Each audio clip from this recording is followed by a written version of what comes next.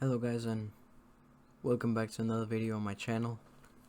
Today we're gonna be watching the live stream from Coffee Stain Studios, and there's 5,666 people watching, including me.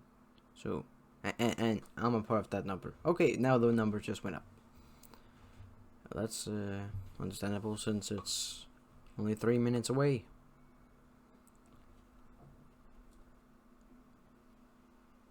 Wow, everyone just spamming that one thing in chat. Okay, let's do this very impressive thing.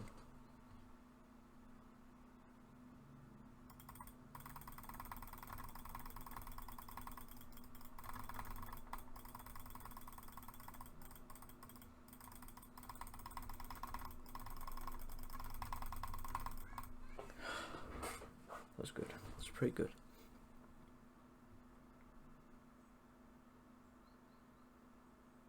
Okay, just got someone in chat to do all this shit.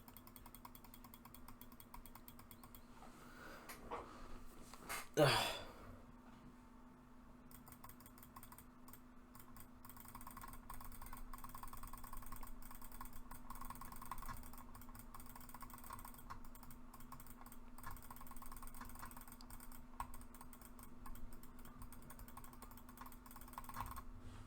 Now my hand can't do it anymore.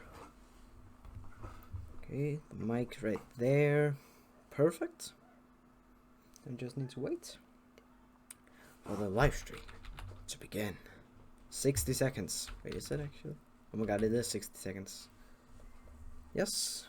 Well, just gonna wait.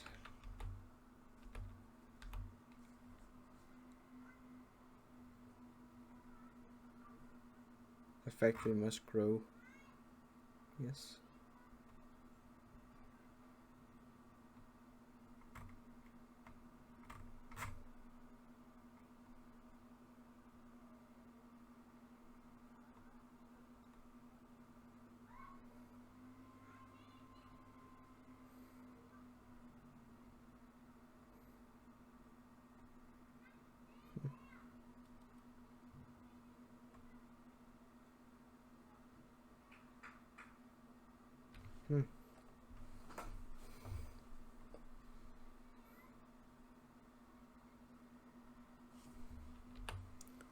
Okay.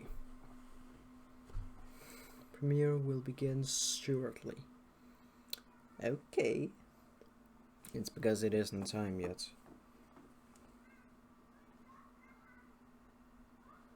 Yep. There is just 30 seconds to go. Let me see if this times perfectly with my phone. My phone goes perfectly with the time. So let's see if it matches up or if Sweden is a little bit ahead of us.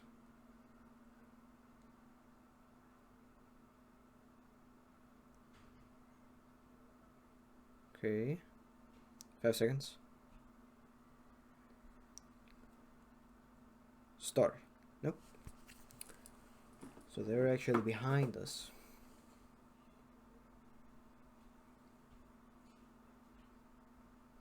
They just changed the date to the 10th, but no.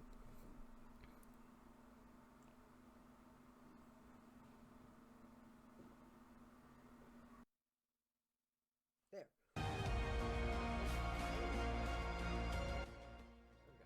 Sorry guys, I thought we were a bit too loud.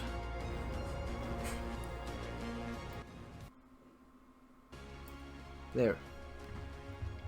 Christ, that was loud. I think I'm gonna have to cut that out so people don't get deaf with this, because that was just not good.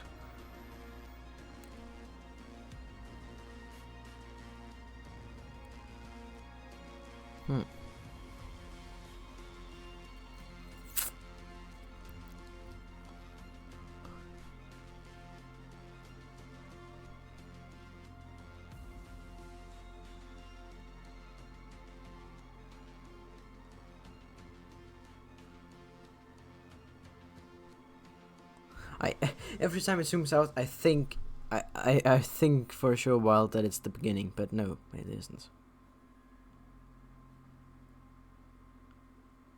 So much shit to look at here. Is this how it feels like to be on drugs? Because it's weird.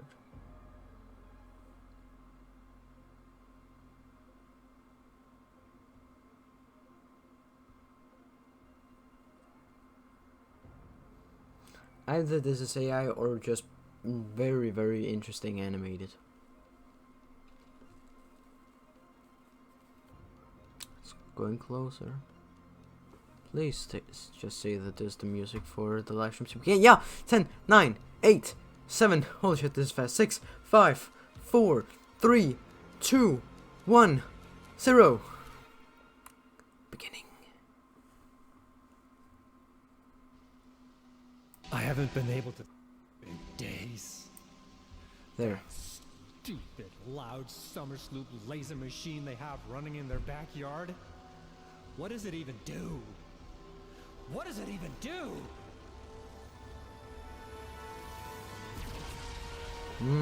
We knew it.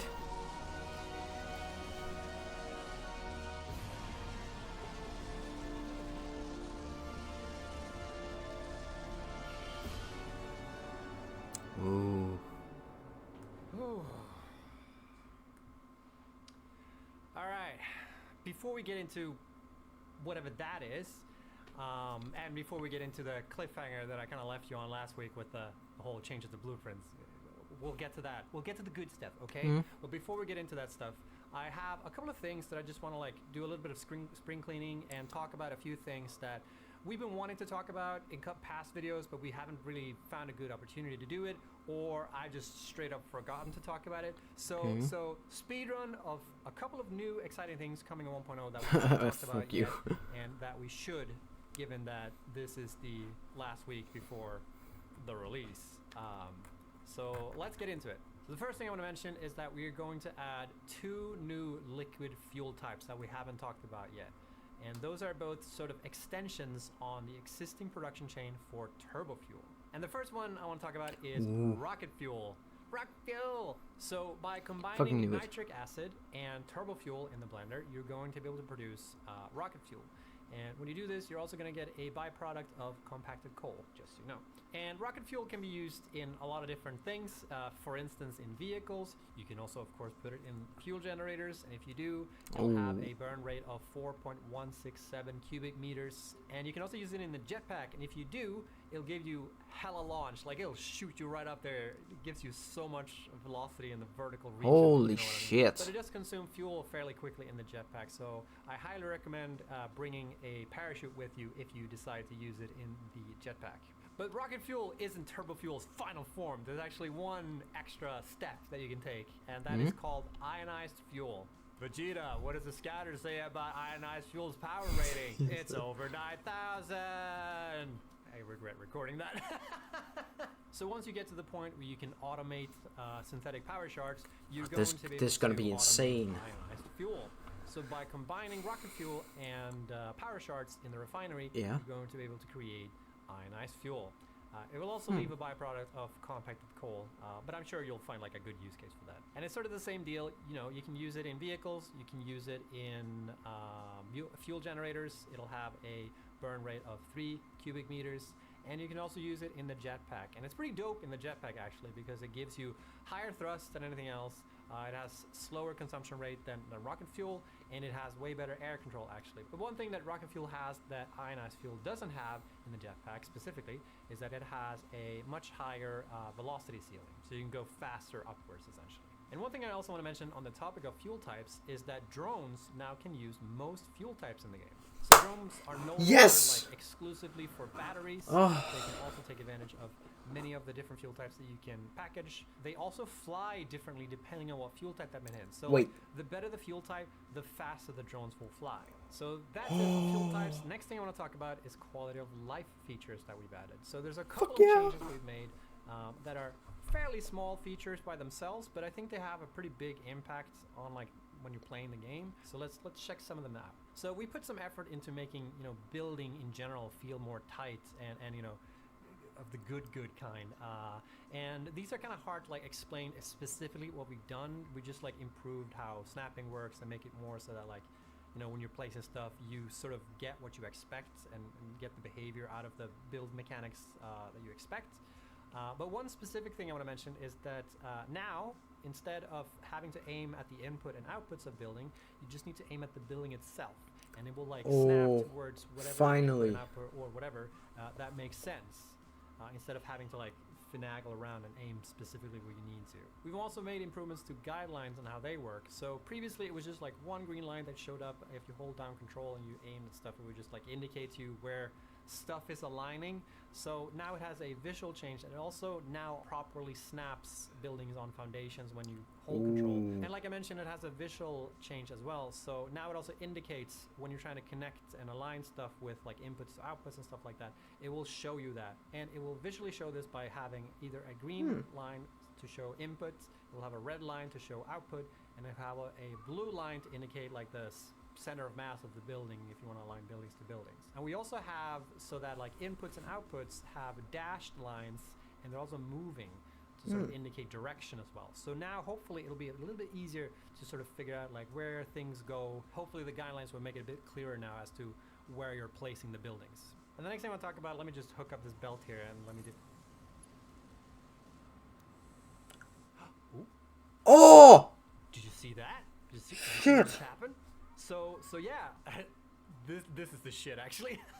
Yeah, that is the When you're shit. placing conveyor belts, they have two different build modes. You have the default build mode, and you have the straight build mode. And the straight build mode is essentially what it tells you on the box. It will make it so that conveyor belts are always facing straight, and they will make perfect 90 degrees. Oh, and the animation! Making it Oh, it's so good. smoother to build like straight conveyor belt lines if that is something that you're into, you know. And yeah, I really like this change. This is like one of my favorite changes in 1.0. It makes it so much easier to just plop things down. Hope you'll enjoy that. I do want to mention real quickly though that one thing you're gonna notice when you're building with this is that this is gonna feel super great, but then when you start placing pipes on foundations, you're gonna miss this feature because we haven't implemented this for pipes yet. Because pipes work a little bit differently. We do have like the vertical build mode, which it will straighten up the pipes vertically, but when you're placing them on foundations, they don't automatically do the same thing as conveyor belts do. But here's the thing, if you really want this for pipes as well, please let us know on the QA site once 1.0 comes out, and make sure to upvote that, and yeah, let us know so we can maybe look into this. And one final thing I'm going to mention when it comes to like building conveyor belts, pipes, whatever, is that it's now possible when you hold control when placing railways that they will snap and become straight. And it's a little bit of a hidden thing. It's not like a build mode that we have for railways. But yeah, just know that if you hold control when placing railways, they're gonna go like straight out. The last quality of life feature I want to mention is that it's now also possible to change like modes for chainsaws. So in the base game, chainsaws have this like area effect thing. When you're chainsawing down a tree, you also get like all the fuck bushes yes, finally. in proximity of it. And some people find it annoying that like if you just want to remove like this one tree but want to leave the rest of the foliage, this wasn't really possible without like tricks by having like full inventory and stuff like that. But it's now possible to switch on the chainsaw to like single mode, and whatever you chainsaw down will be the only thing that you remove. That's quality of life. Next thing I want to talk about is cosmetics. So you may or may not have noticed that there's been a couple of new cosmetic options, and most notably are these like barriers, buildables things that we have here. So we've showed them in the trailers that we made up at this point, and we also featured them in a couple of the teaser videos we made. So yeah, there's two barrier types. There's the short one and the tall one. Oh my god. There's also like this new like fence barrier thingy that are variations. And this is we also huge. have new windows. Stairs. There. So The stairs! with that, They found the there's gonna stairs! be a lot of new buildables in 1.0. Yes. We have added something really cool, which is like finishes that you can be able to customize your factors more with. So think of these as sort of like skins that you can apply on top of the existing buildables. Instead of just being able to paint them and have different colors, you can also get like different finishes and sort of different materials on the buildables. And these range from stuff like, you know, bronze and Capterium finish and chrome finish. Like there's a couple of them. And Oh they my make fucking things just god. look a bit more shiny. All right, so with that out of the way, let's finally talk about the changes we made to blueprints. So really excited to talk about this. So one thing that people have always wanted when it comes to blueprints is the possibility What?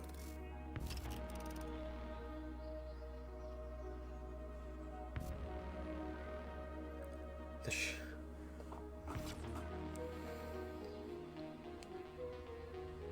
Wait. I already saw this. No?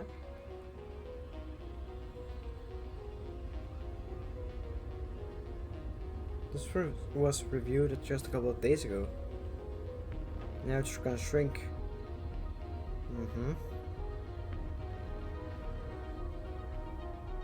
An expansion to this video, maybe?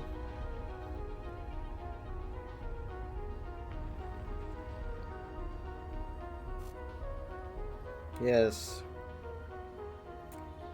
It's gonna be an orb you can hold. Teleportation. Teleportation. Teleportation. I don't know. I knew it. We need to talk about that now. Okay, we cannot leave that unfinished. All right, let's get into it. So this is going to be the meat of the video, okay? We're going to talk about what that is and what you use it for. The thing in the sky, the big eye thing, that is actually a Mercer sphere. I fucking As knew you've it. been exploring the planet of Massage 2A, there's been a couple of artifacts, I would say, that you haven't been able to take advantage of, such as the Summer Sloops and the Mercer spheres. And in 1.0, these are finally going to be usable. And what the heck are you going to use them for? Well, let me explain. So as you explore the planet, you'll run into these like strange phenomena that you can discover.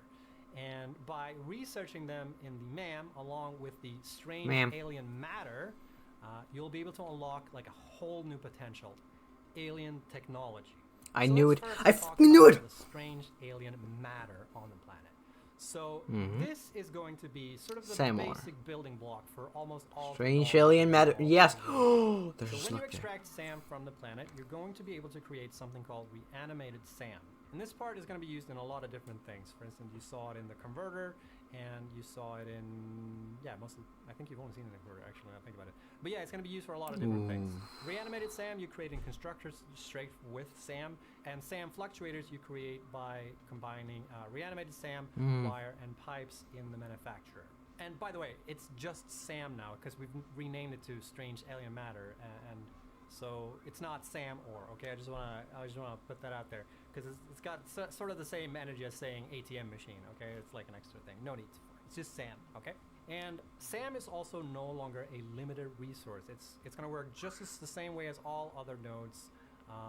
And there's also a whole bunch of new SAM nodes on the map that you're going to be able to take advantage of. So let's talk about the two other alien phenomena that you're going to be able to uncover. So let's start with Summer Sloops. So as you may or may not have guessed, Summer Sloops are going to be used in this machine.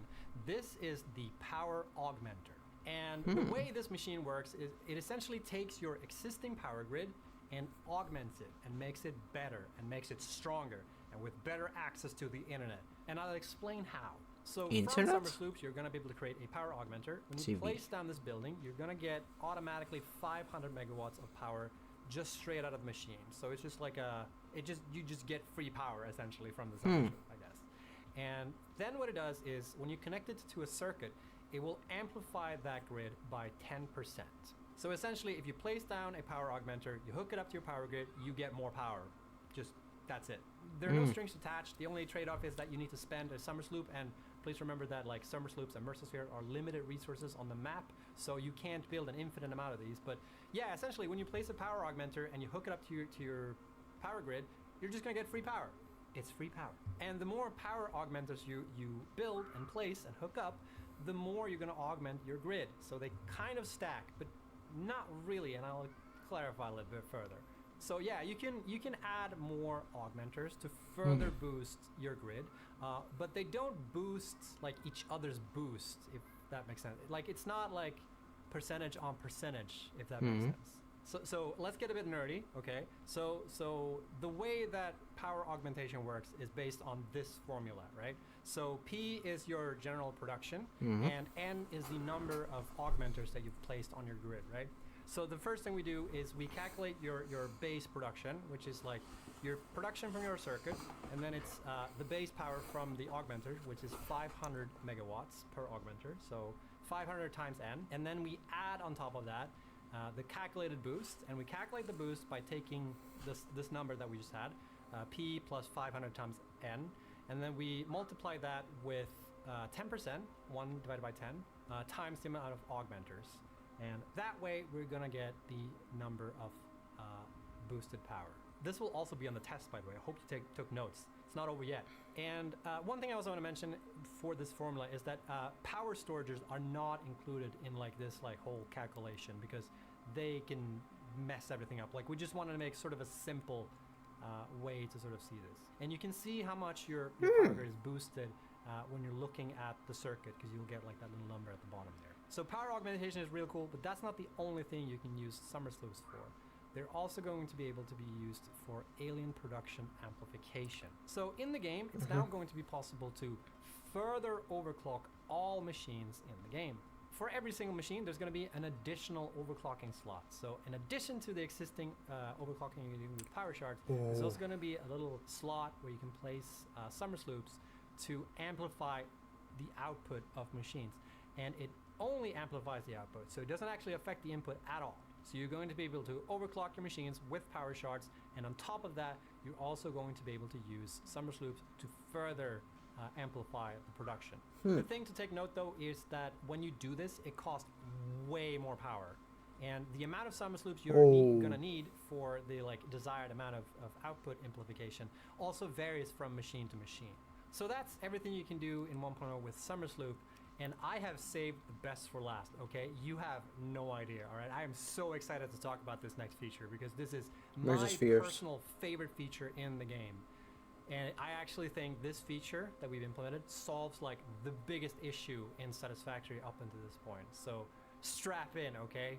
All right, the last bit of, strange phenomena that you're gonna run into on the planet is the Mercer Sphere. And the Mercer Sphere has only one purpose or use case, but it is a good one, okay? With Mercer Spheres, you're going to be able to create a new building called the Dimensional Depot. So with the Mercer Sphere, you're going to be able to craft this storage container looking building, right? It looks like an ordinary storage container. It is very big. Okay? I know it. It is a storage container. It looks kind of fancy. But this is actually the Dimensional Depot uploader. So what you do with this building is it can transport shit! It up with a conveyor belt, and you feed parts into it. And what it does, it uploads any part that's put into the storage container up to the Dimensional Depot. And if you look over here real quick, I've got my regular inventory, but there's this little button here that I can also press. And if I press this button, I'm going to get access to the Dimensional Depot. Wherever I am on the map, it's all there on the cloud. Ching! So yeah, essentially you're going to be able to set up production lines that you can feed in produced parts and upload them to the Dimensional Depot and be able to access them wherever you are on the map, anytime, any place. It is so nice to do this. You can just drag and drop any item into your inventory, and they're just gonna like be there immediately. You're gonna download them from the Dimensional Depot right away. I don't know if I need to spell this out for you, but this means that you no longer need to like run back and forth between bases when you start running out of materials when you're building like another base or another outpost or whatever. Like, I really think that this has been one of the biggest gripes that I've had when playing this game, is that you're constantly like expanding your factory, but every time you do, you have to like keep track of all this stuff, and you need to like sort out logistical nightmares just to be able to get the parts you need to be able to keep building your factories. And with the Dimensional Depot, it just makes everything nicer and so much easier to be able to keep playing the game, essentially. And here's the thing too, from your inventory, you can also upload any parts to the Dimensional Depot, like from wherever you are. But there is a limited amount of slots that you can use to be able to do this. And one thing you might have also noticed is that downloading is instant, but uploading takes time. So there's going to be a limit as to like how many parts you can upload to the Dimensional Depot, and there's also a limit as to like I have so many fucking ideas already at the Dimensional Depot at the same time. Stack sizes are a bit limited on the Dimensional Depot, but the thing is, both of these things, like the upload speed and the stack size, both of these things are going to be upgraded in the map. And one really cool thing on top of all this stuff is that when you're I've never been this excited before. World, it will also grab whatever parts that you need to place whatever building you're doing from the Dimensional Depot. heart. So if you're running out of parts in your inventory, you don't need to download them into your inventory. They're just gonna be there when you build.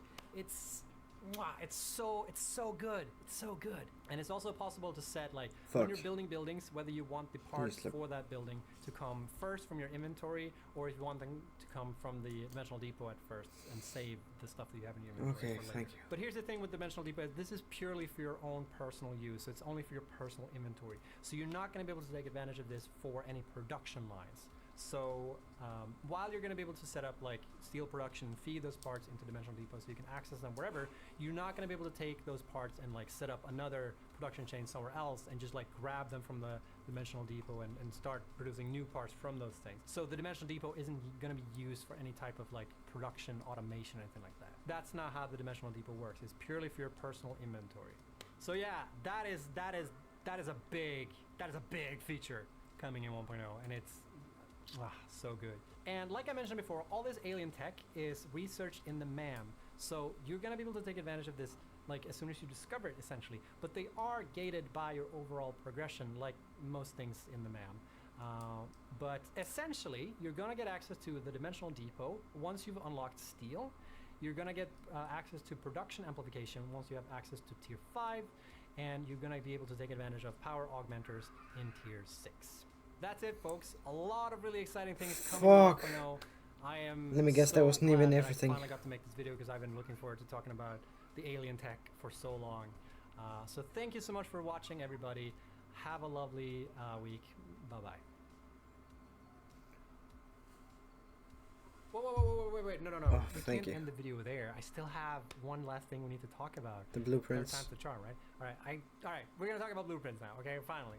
Okay, so a bit of feedback that we have gotten when it came to blueprints and Satisfactory is that people felt like the 4x4x4 grid or the 4x4 grid is too small for the blueprint 16 design. And you know, there's supposed to be an element of like a challenge here, like being able to figure out like how to fit stuff in the blueprints. But we hear you, we understand this bit of feedback. So in 1.0 we're going to introduce the Blueprint Designer Mark II. And the Blueprint Designer Mark II is a bigger Blueprint Designer, obviously. We've increased it now to be a 5x5x5 Blueprint Designer. I know going from 4x4 to 5x5 might not sound like a lot, but it is more roomy. You have a lot more space to deal with, and it sort of like, I think 4x4 was just on the edge of what people will be able to do. So like, you'll be able to do a lot more with just this tiny bit of increase. But unfortunately, due to technical reasons, you're not going to be able to load a Mark I blueprint in the Mark II Blueprint Designer. But you will still be able to like, you know, take your blueprints made in the Mark I and place them in a Mark II Designer, just as you can do in the regular Blueprint Designer. So long as they fit, of course. And with that, we have covered almost everything coming. I knew it, almost. And I say almost because there's probably like a few things that I've probably forgot to mention. You know, there's a lot of new things in 1.0. But essentially, yeah, this is it. There are going to be a lot small tweaks here and there that I, like I said, probably haven't mentioned. And there's also a bunch of bug fixing done to past issues and whatnot. And there's also a lot of optimization that have gone into this version of the game. But I'll have to defer to the patch notes when it comes to these things because it's just too much for me to keep track of. But yeah, with that said, next week is when 1.0 comes out. On Tuesday at 5 p.m. CEST is when 1.0 will drop, and I can't wait to get it out there. And we will be live streaming the countdown to 1.0. So at 2 p.m. CST, we're going to start the live stream, and we're going to count down to 1.0, and we're going to hang out with a couple of the devs. We're going to talk about stuff for 1.0, and we're going to have some fun, essentially. So I hope to see you there. I'm going to watch that stream afterwards. I hope you'll enjoy 1.0 and all the work that's gone into it. It's been 8 years working on this game now, and it's all going to come together now to next week. So really looking forward to that. Until then, everybody, take care.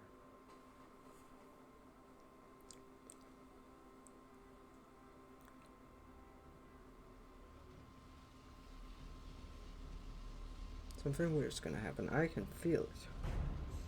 Yes. I fucking knew it! It is hyper-focusing. Maybe flying into space?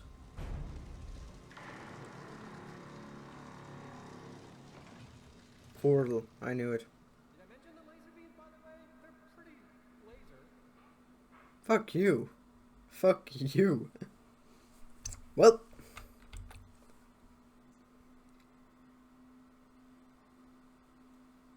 that was that. Guys, I'm gonna tell you right now. I'm gonna tell you right fucking now. When that update comes out, I'm gonna play it. I'm gonna play with one of my friends, not the other one. He's not here, but he'll be there 2 weeks later, and I'm gonna make some fucking videos about this. I don't care how good quality they are. I'm just gonna post it. I'm probably just gonna edit for like 1 or 2 hours per episode, and then I'm just gonna play for the rest of the time. I don't really give a shit. I'm gonna post, and I'm definitely gonna upload. I hope. There's a 95% chance that I ain't, but I'm gonna try my best. I hope you can understand if I forget to like record or something, but I'm gonna try.